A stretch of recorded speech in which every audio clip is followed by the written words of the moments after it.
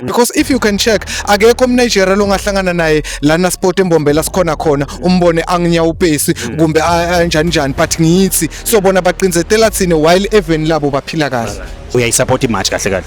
Ngiyayisupport kakhulu because kubhlungu kakhulu ukuthi uhlukubeteke even lakho, so they must go. Yeah.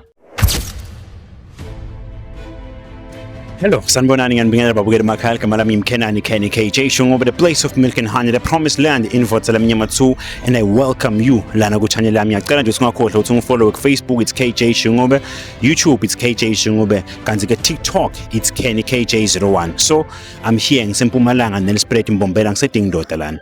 Ngikhuluma nebantu ngifuna kubabuta ukuthi bona bacabanga ukuthini with what's happening in South Africa. You've seen on the news people are toying bathi bona basafuna ma foreigner langa namaphepha. Baba wami sanibonani. Bhuti njani? Siyaphila baba wami. Ungibani igama? Kama teenage Mhlanga. Yeah. Sibonga baba wami. You've seen on the news, I know you are watching news, you are listening to radio, even in Nelspruit, beyikhona image people batoyitoya.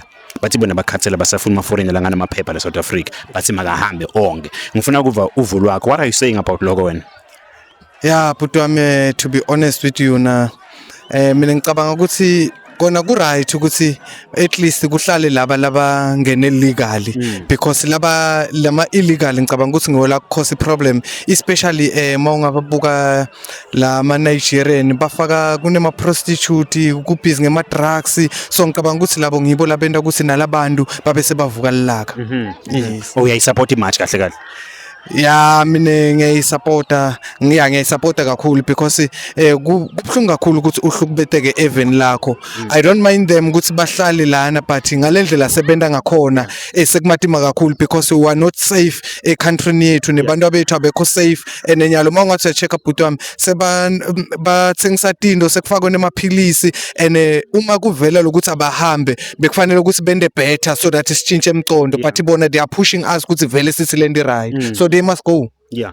There is something like called me the president CIC Julius Malema umholi we-EFF uthi yena hayi masingabacoshi labantu bavele sebakhona la South Africa rara sibendele ma document uthini ngaleli point lelo wena.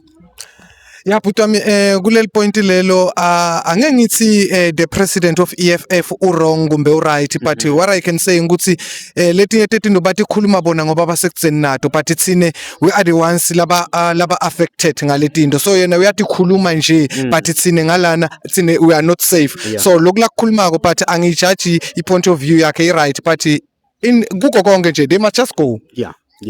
Baba wami siyabonga kakhulu. Awusabi because labanye bathi bona this thing isakhela ligama lelibi manje masithi they must go. What if wona sofuna kuya even labo ke nawo batokucosha and stuff. Awusabona?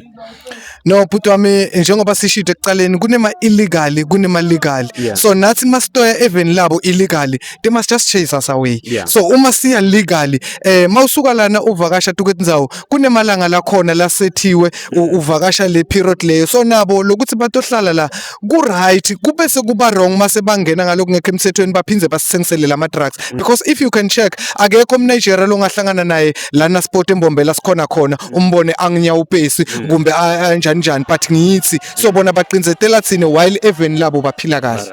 Yeah. No, ngiyavakala kakhulu Xole sizwe ngiyabonga nje isikhathi sakho mfowethu uthi benathi alibonga luvo lakho nimvile ke Mr Teenage Mhlanga ukuthi uthini lana sizochubeka sibutela abanye sibo sibona bacabanga ukuthini ngale this thing that is happening in South Africa. Thank you very much.